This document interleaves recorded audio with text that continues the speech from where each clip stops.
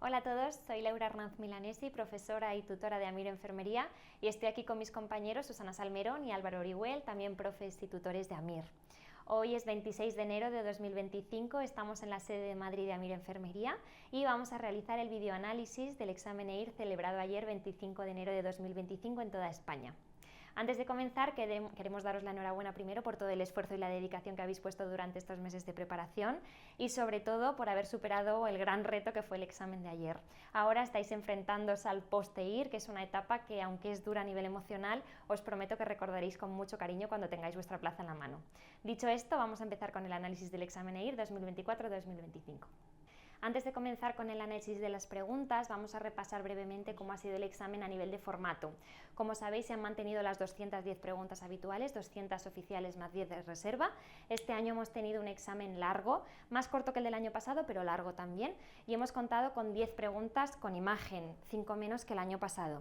En comparación también con el examen del año pasado, independientemente de la dificultad, los profesores pensamos que el examen de este año ha sido un examen mucho más enfermero, con preguntas rebuscadas y alguna extremadamente rara, sí, pero en general con preguntas más enfocadas a las competencias que debe tener una enfermera en comparación con las preguntas del examen EIR que tuvimos el año pasado, que fueron mucho más médicas.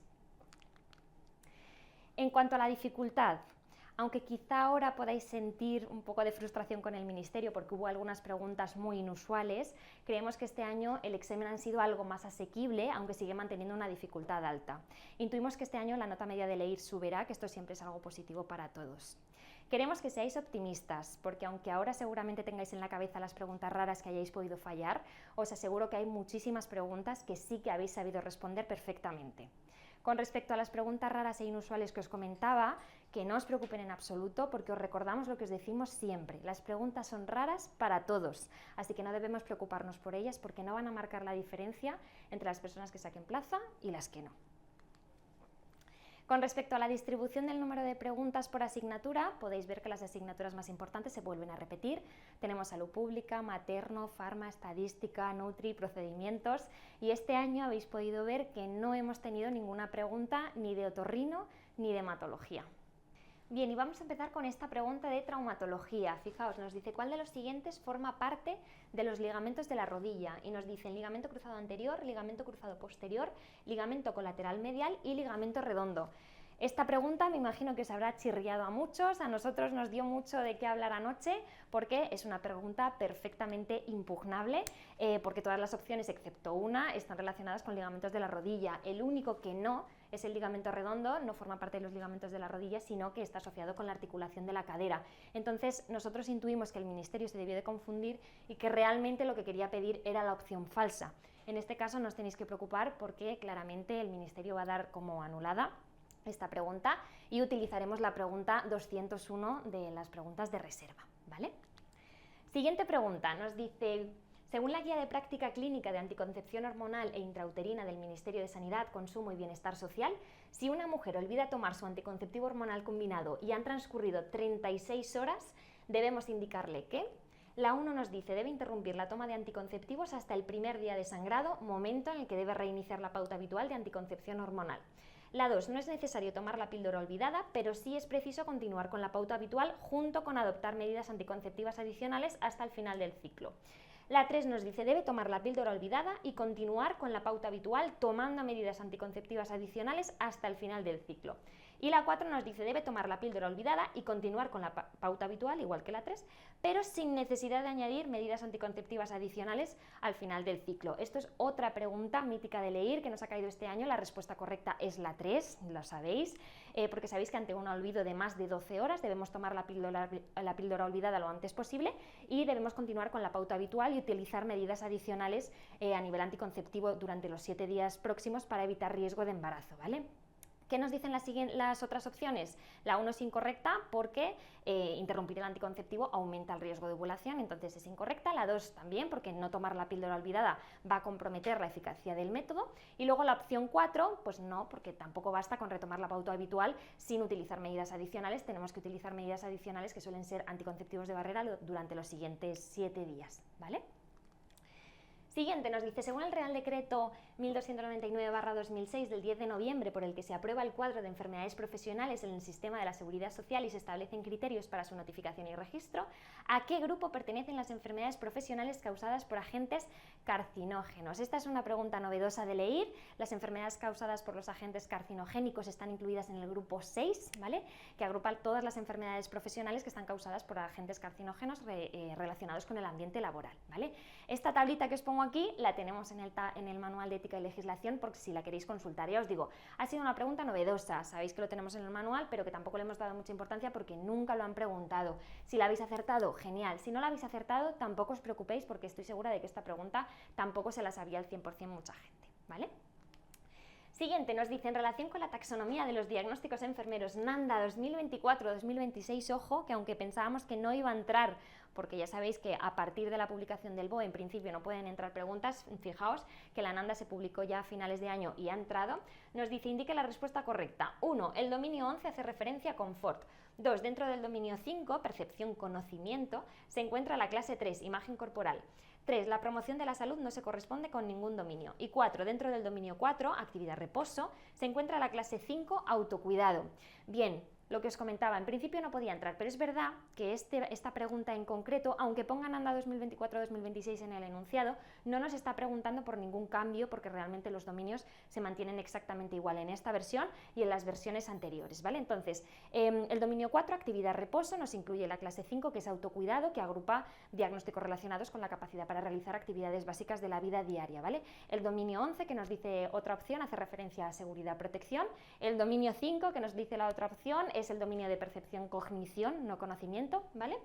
Y la opción 4 nos dice que la promoción de la salud no es un dominio, y sí que es, porque corresponde al dominio número 1, como podéis ver en esta tabla que tenemos en el manual de Historia y Fundamentos, ¿vale? Ahí la tenéis, la opción 4. Bien, pasamos a otra pregunta. Esta es de enfermería maternal. Dice, según la clasificación VIRATS, que busca estandarizar la clasificación de las lesiones radiológicas mamarias, la categoría 3 corresponde a 1. Un hallazgo sospechoso de malignidad. 2. Un hallazgo probablemente benigno. 3. Una mamografía normal. O 4. Se requieren nuevas pruebas porque los datos son no concluyentes, ¿vale? En este caso la respuesta correcta es la 2. Es un hallazgo probablemente benigno, ya que según la clasificación VIRAT sabéis que la categoría 3 identifica lesiones con menos del 2% de probabilidad de malignidad, ¿vale? En estos casos sabéis que no se recomienda que hagamos una biopsia inmediata, sino un seguimiento radiológico para ir confirmando si se estabiliza, si se resuelve o qué pasa con esa lesión que se ve en la radio, ¿vale? El resto de opciones corresponderían con las categorías 4, la opción 1, con la categoría 1, la opción 3, y con la categoría X o 0, la opción 4. Bien, y vamos con otra pregunta mítica en el EIR, sabíamos que esto iba a entrar. Dice, según el documento de consenso sobre la modificación del programa de cribado de cáncer de cérvix del Ministerio de Sanidad, ¿cuál de los siguientes casos sería correcto? 1. Una mujer de 60 años que ha seguido el programa de cribado adecuadamente habrá finalizado el cribado. 2. En una mujer de 29 años el cribado debe realizarse con una prueba de detección del virus del papiloma humano. 3. En una mujer de 26 años la prueba de elección para el cribado es la citología cervical. Y 4. Una mujer de 23 años debe incluirse en el programa de cribado si hace más de 5 años que comenzó con las relaciones sexuales coitales. Ya os digo, esta es otra pregunta mítica de leer que seguro que habéis acertado, del cribado del cáncer de cérvix. Ojo, sabéis que tenemos dos clasificaciones diferentes con un pequeño cambio, unas son las de las organizaciones y otra es la del ministerio, que en este caso es por la que nos preguntan. Esta de aquí que os pongo en la diapositiva es la de las asociaciones, que sabéis que el pequeñito cambio que tienen es que el ministerio dice que es hasta los 34 y luego a partir de los 35 hasta los 65, pero en realidad para responder esta pregunta este cambio no interfiere porque todas las opciones se podrían contestar con los dos programas al mismo tiempo, ¿vale? La respuesta correcta es la 3, porque en las mujeres de entre 25 y 30 años, o 34, si seguimos las recomendaciones del Ministerio, la prueba de elección para el cribado es la citología, ¿vale? Las otras opciones son incorrectas. El cribado, sabéis que finaliza a los 65 años si ha sido todo adecuado, no a los 60. En mujeres menores de 30 años, sabéis que no se utiliza la detección del virus del papiloma humano como cribado primario, se utiliza la citología. Y luego la otra opción, el cribado no incluye a las mujeres menores de 25 años. Sabéis que siempre hemos dicho que no es para nada útil hacerlo porque con el sistema inmune que tienen las mujeres jóvenes no es necesario saber el diagnóstico porque salga una cosa o salga otra no se va a poner ningún tratamiento, ¿vale? Así que aunque hayan iniciado las relaciones sexuales hace años, a partir de los 25 es cuando empezamos el cribado, antes no. Hola a todos, ¿cómo estáis?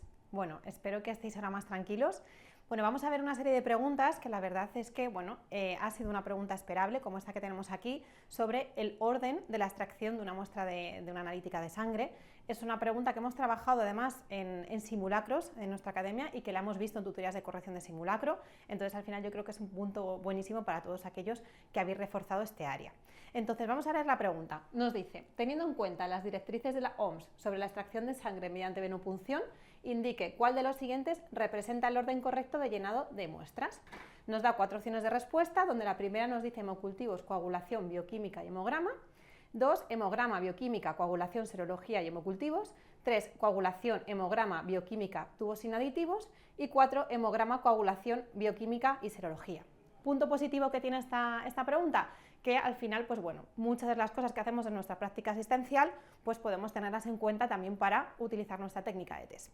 ¿Qué es lo más importante? Pues que tenemos que distinguir entre los tubos que contienen anticoagulante y que por lo tanto son para la realización de pruebas que requieren el plasma, y los que no contienen anticoagulante para la realización de estas pruebas que precisan el suero. Son las dos cosas importantes que tenemos que distinguir.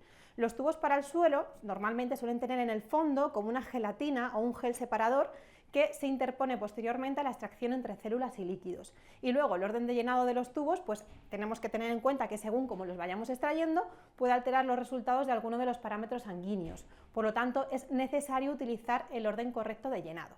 Según encontramos las opciones de respuesta, también tenemos que tener en cuenta que cuando realizamos una extracción de sangre y vamos a realizar una determinación de hemocultivos, estos deben ser de la manera más estéril posible. Por lo tanto, si la toma o la muestra hacemos de manera estéril, tienen que ser los primeros que tenemos que sacar esa determinación. Si tenemos en cuenta esto, solamente tenemos una opción de respuesta donde los hemocultivos están en primer lugar. Por lo tanto, tendríamos un descarte bastante bueno para seleccionar la opción 1 sin saber el resto de opciones. Si además sabemos el orden, como bien decimos, por ejemplo, en este caso, como tenemos, donde nos dice que la coagulación lleva citrato y luego tenemos la base de bioquímica y el hemograma, es el orden que deberíamos haber marcado para la determinación de esta pregunta.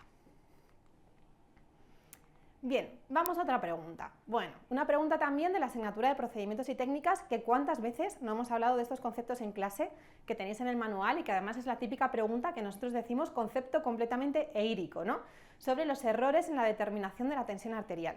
Y aquí tenemos la pregunta, que nos dice, ¿qué efecto se producirá si a la hora de medir una tensión arterial utilizamos un manguito demasiado estrecho para el brazo del paciente? Opciones de respuesta. 1. Obtendremos una tensión erróneamente baja. 2. Obtendremos una tensión erróneamente alta. 3. La tensión diastólica será erróneamente baja. 4. La tensión sistólica será erróneamente alta y la diastólica erróneamente baja. Bueno, es algo que tendríamos que haber identificado de una manera súper rápida por este cuadrito que tenemos en nuestros manuales. De todas formas, si alguien por lo que sea ha dudado o no se acordaba bien de la opción de respuesta por técnica de test, tenemos que cuando dos opciones se contradicen, una de estas dos opciones suele ser la opción correcta. En este caso, ¿qué nos dicen las guías? Pues nos dicen que cuando tenemos un manguito estrecho, vamos a tener una sobreestimación de la tensión arterial, que es lo que deberíamos haber marcado. Bien, una vez que hemos visto esas preguntas relativas a procedimientos y técnicas, que además ha sido una de las asignaturas que se ha preguntado bastante en este examen, siguiendo la tendencia de años anteriores, tenemos una pregunta que desde nuestro punto de vista hay una clara respuesta correcta, pero con opciones a poder ser impugnada porque bueno, no es exactamente lo que dicen las guías, tanto la RC del 2021 como las guías de la Asociación Española de Pediatría. Y vamos a leerla. Nos dice, ¿cuál es la dosis y la vía de administración correcta de adrenalina en el tratamiento de la anafilaxia en niños? Un concepto que hemos visto muchísimo en clase y que se ha repetido durante otros 2 años. Vale, ¿qué es lo primero que tenemos que saber? Pues lo primero que tenemos que saber es que la anafilaxia en el tratamiento con adrenalina siempre se pone ¿de qué manera? Intramuscular. ¿Vale? Es algo que tenemos que tener ahí y que lo hemos repetido un montón de veces. Por lo tanto, simplemente con eso lo que vamos a hacer es descartar opciones de respuesta donde viene vía intravenosa. Entre eso tenemos la opción 1 y la opción 3. ¿Cuál es la dosis de la adrenalina en niños? Aquí nos habla de miligramos, ¿vale? Por lo tanto, tenemos que tener en cuenta que el tratamiento de elección de la adrenalina intramuscular, la dosis es 0,01 miligramos por kilo. Por lo tanto, entre estas dos opciones de respuesta, la 1 y la 2, claramente la única opción que nos coincide es la opción 1. Pero si seguimos leyendo, nos dice con un máximo de 300 microgramos por vía intramuscular.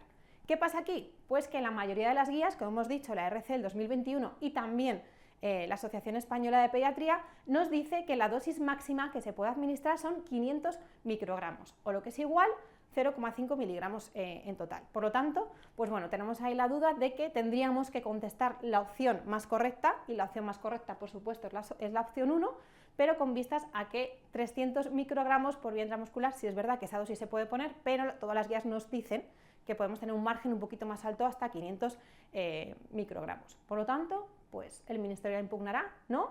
No lo sabemos, pero la opción más correcta y la que todos tendríamos que haber marcado es la opción 1.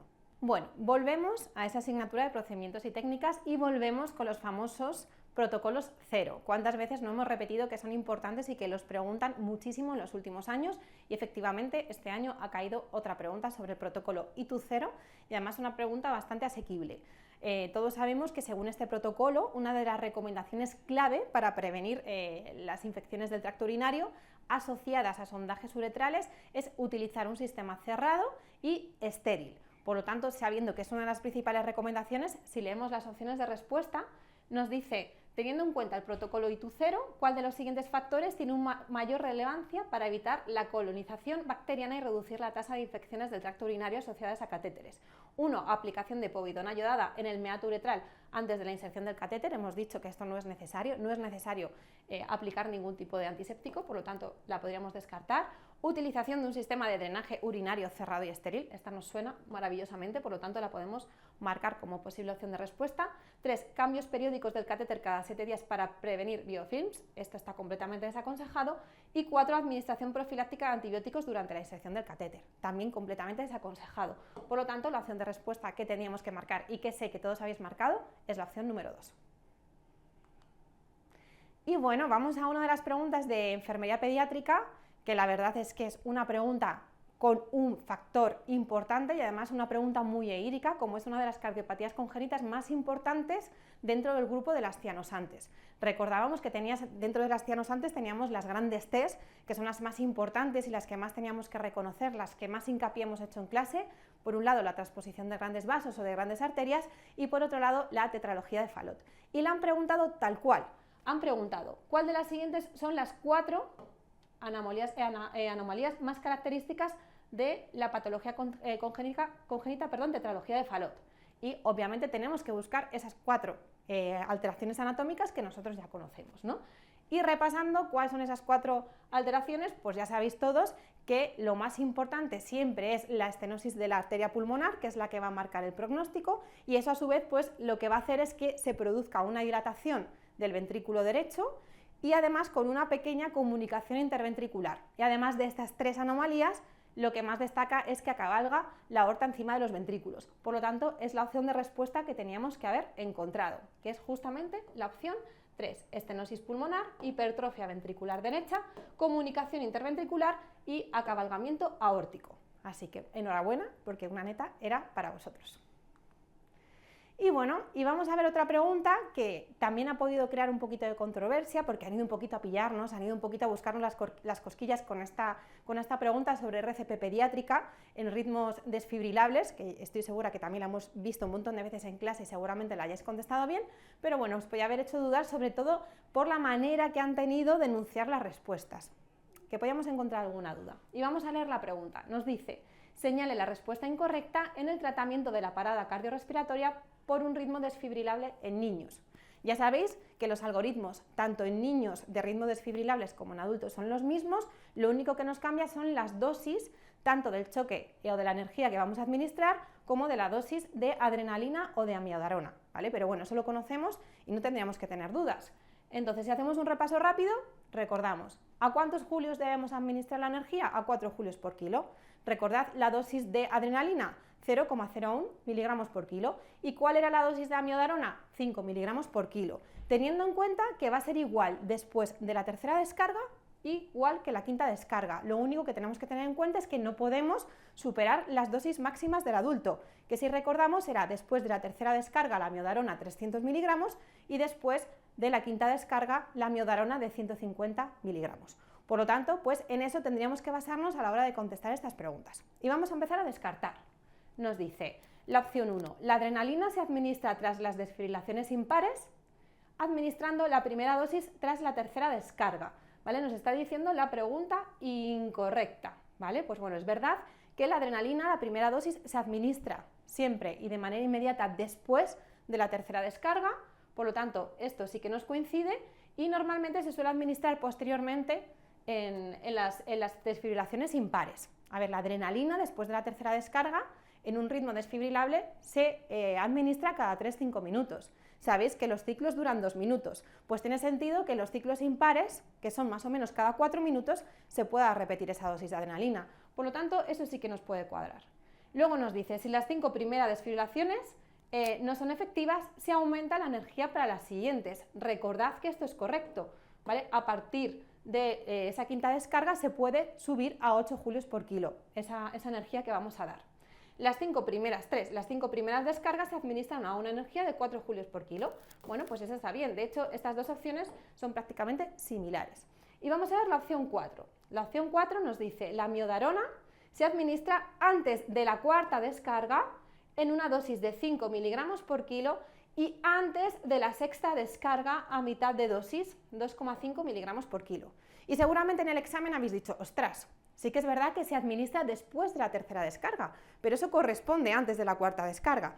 Bueno, ¿qué nos dicen exactamente las guías? Nos dicen que es exactamente y de manera inmediata después de la tercera descarga. Si fuese antes de la cuarta descarga, debería ser después de ese ciclo de 2 minutos de RCP que realizamos después de la tercera descarga. Por lo tanto, ahí nos tendría que chirriar y no sería la opción más correcta. Pero además, si leemos un poquito más, nos dice que antes de la sexta descarga, que sería después de la quinta, a mitad de dosis a 2,5 miligramos por kilo. Y hemos dicho que en niños la miodarona se mantiene a 5 miligramos por kilo, pero sin superar la dosis máxima del adulto, que tras la quinta descarga serían 150 miligramos. Por lo tanto, ya sabemos que esa opción es completamente incorrecta.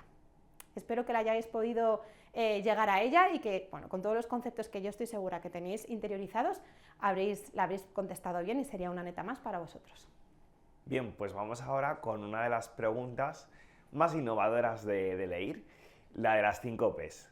En un webinar que hemos hecho a lo largo del curso, hemos hablado de preguntas que pueden hacer acerca de, bueno, pues tendencias que tiene el Ministerio, guías que ha publicado recientemente, y justamente hablábamos en una de ellas de la medicina 5P, ¿no? ¿Y qué significan esas 5P?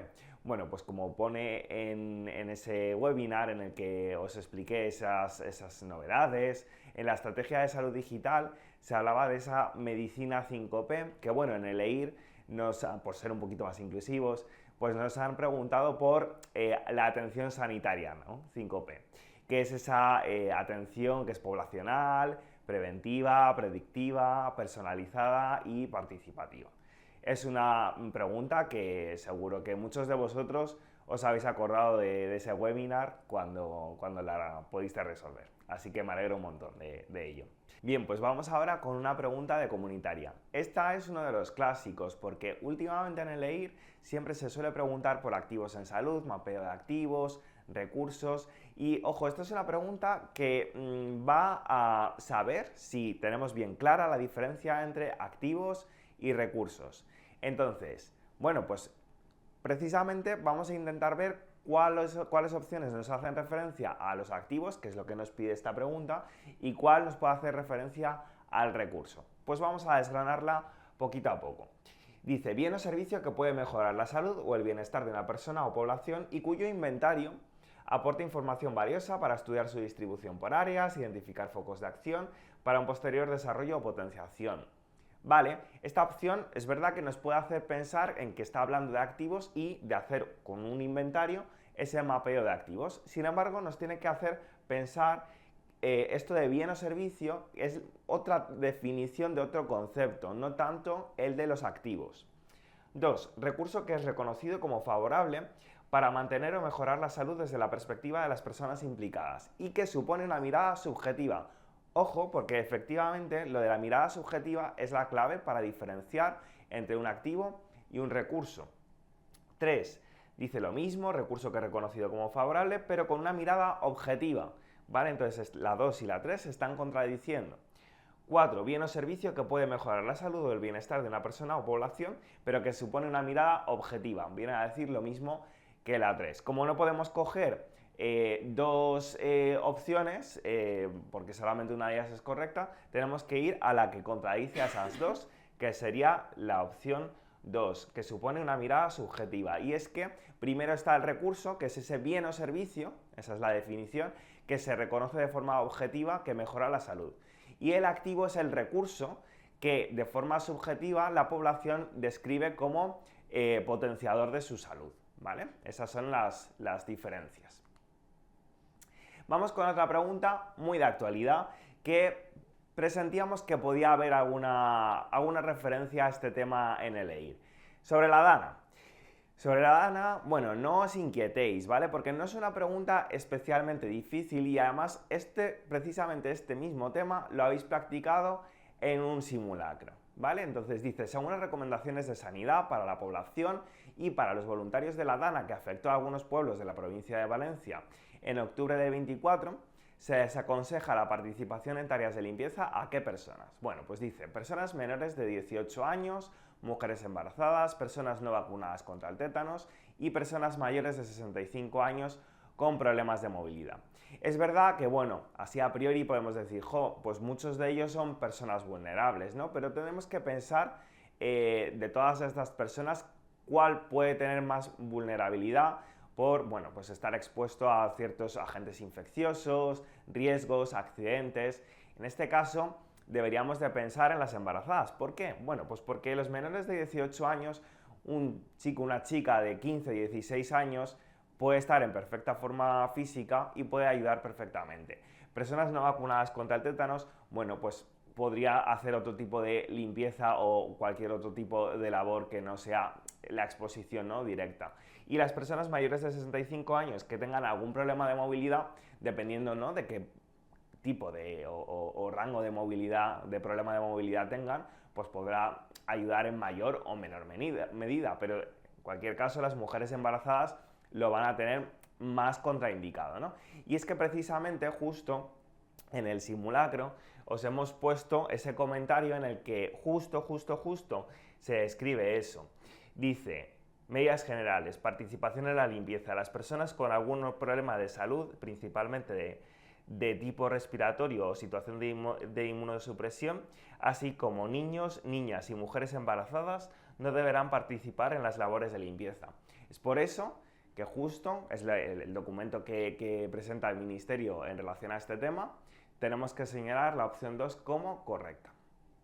Y vamos a una pregunta que pretende recuperar uno de los clásicos de EIR. Esas preguntas random que nos hacían a veces, esas preguntas graciosas que decíamos, ¿por qué? ¿Por qué nos preguntan por extintores? Bueno, pues los extintores han vuelto a EIR, como no podía ser de otra forma, y bueno, pues nos alegramos de ello porque ya conocemos los extintores, ya sabemos para qué sirve cada uno de ellos, los tipos, qué extintor apaga cada fuego, ¿no? Entonces, un extintor que sea etiquetado como de clase B, ¿qué fuegos apaga? Pues ya sabemos que tenemos los de clase A, B, C, D y K. Y en concreto, el de clase B es el que apaga líquidos inflamables, ¿vale? Luego tenemos, por ejemplo, otros, el de clase A, que pretende apagar fuegos con combustión de sólidos, como por ejemplo madera, plástico, y el que cayó anteriormente en el EIR fue el de clase C, que sirve para extinguir fuegos que tengan algún combustible gaseoso,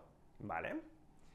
Muy bien, pues ahora vamos a pasar a la pregunta de los decibelios. También pretende recuperar un clásico. En su momento nos preguntaban en el EIR por el límite de decibelios en una aeronave sanitaria, seguro que nos acordamos. Bueno, pues ha vuelto y bueno, pues no nos ha pillado por sorpresa porque en el manual teníamos una referencia a esto, ¿vale? Teníamos los límites de decibelios en hospital, en una aeronave sanitaria, en transporte sanitario terrestre, ¿vale? Entonces, tenemos 15 decibelios, 35 decibelios, 50 y 65 decibelios.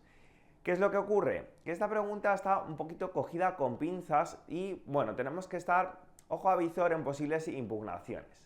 ¿Por qué? Bueno, pues porque lo que viene a decir la OMS es que se establece un máximo de 45 decibelios por el día en salas hospitalarias, pero no aparece esa opción en ningún momento, y un máximo de 35 decibelios por noche en salas hospitalarias. 35 sí que es un límite, un umbral que sí aparece, ¿no?, entre las opciones de respuesta y que por lo tanto es el que tendríais que haber seleccionado. Cierto es que en el enunciado no se menciona si es hora diurna o hora nocturna, pero debido a esto, pues es el que tenemos que seleccionar, es la opción más correcta. Y ahora sí que vamos a pasar a una de las preguntas más raras, a la pregunta, bueno, pues que sí que nos ha pillado con un poco más de sorpresa a todos en el EIR, pero que probablemente muchos de vosotros y vosotras ya conocieseis, sobre todo aquellos amantes de los tatuajes. Dice, el auge de la realización de tatuajes corporales va acompañado de un aumento de la incidencia de complicaciones, tanto locales como sistémicas, habiendo evidencia de la relación causal entre el color de las tintas utilizadas y posibles complicaciones, entre las que se encuentra la dermatitis alérgica de contacto.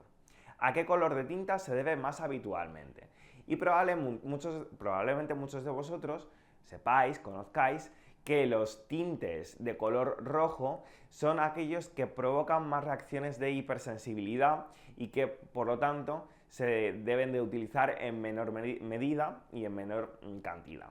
Así que, bueno, pues la supieseis o no la supieseis, tampoco pasa nada porque es una pregunta que mucha gente no habrá acertado por ser un poquito más rara y que por lo tanto, bueno, pues no va a cambiar demasiado nuestra posición respecto a otros opositores.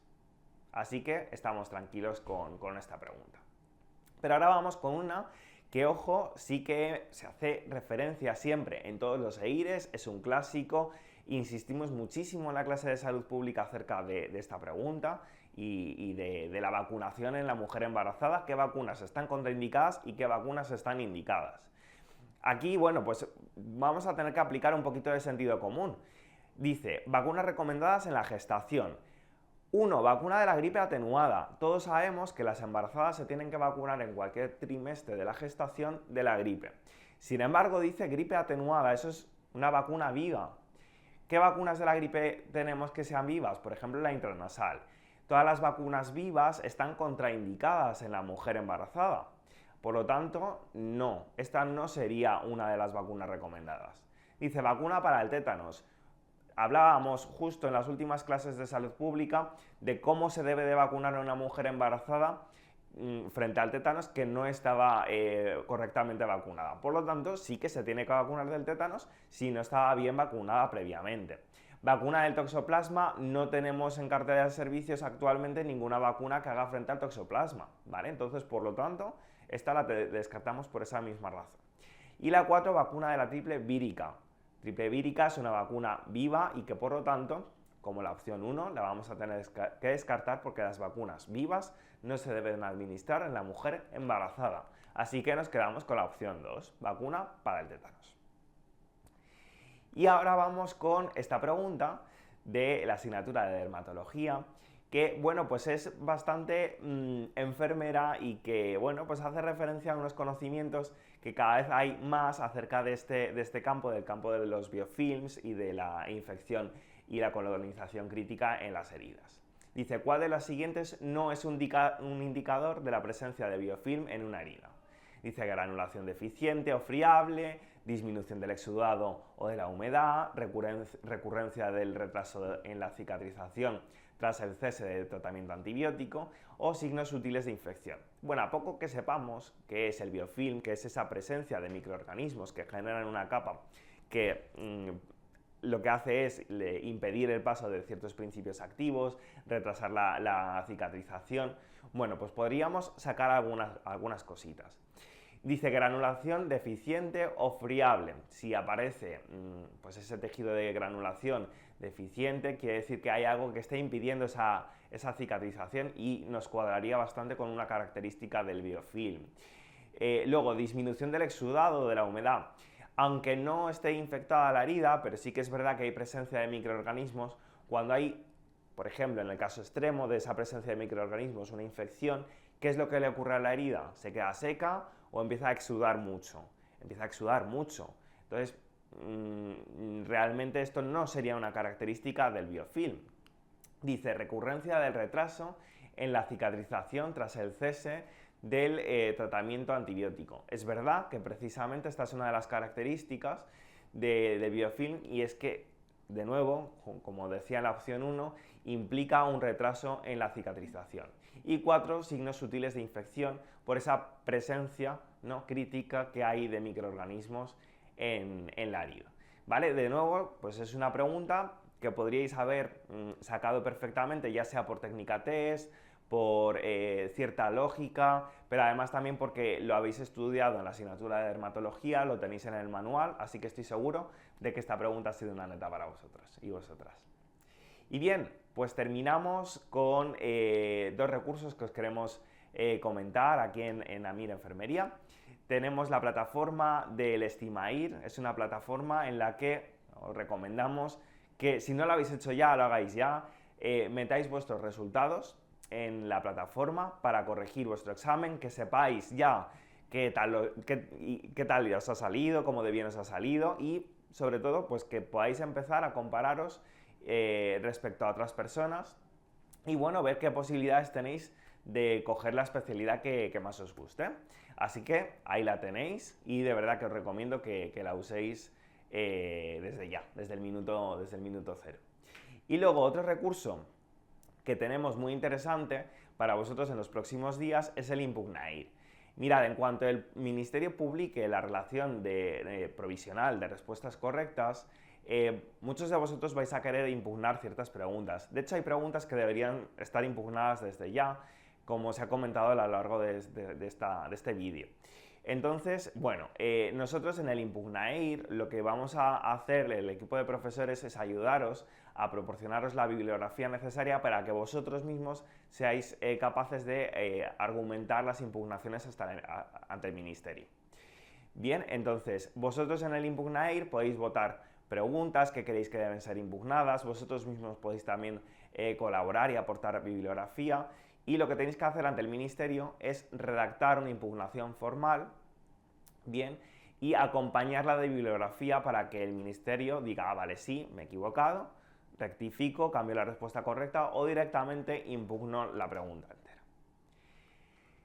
Y muy bien, chicos, chicas, nos alegramos un montón de que haya llegado el día 26, o ya os hayáis quitado ya de encima el examen de leer, y ahora se abre camino, una nueva etapa, una etapa diferente en la que, bueno, vamos a estar ahí también para poder echaros un cable en lo que necesitéis, como por ejemplo proporcionándoos estas herramientas que os hemos comentado. Y bueno, deseamos que bueno, os haya salido un examen excelente y nada, nos vemos en la residencia, en los hospitales. Un abrazo y un beso enormes. Hasta luego.